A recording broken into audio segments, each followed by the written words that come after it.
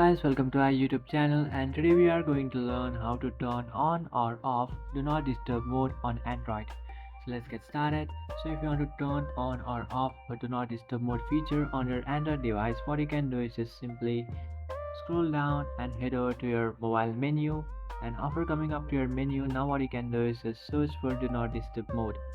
So you can find a Do Not Disturb mode icon.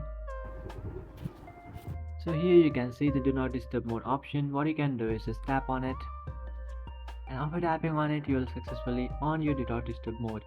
So if you can't find a Do Not Disturb mode option, what you can do is just simply open up your settings. After opening up your settings, now you can just search for DND. So DND stands for Do Not Disturb mode. What you can do is just simply tap on Do Not Disturb, and if it's turned off, now you can just tap on turn on now, and after tapping on turn on, you will successfully turn on your Do Not Disturb mode. So that's it guys, this is how to turn on or off Do Not Disturb mode on Android device. If you find this video helpful, don't forget to like and subscribe to our channel. If you have any doubts, feel free to comment below. Thanks for watching.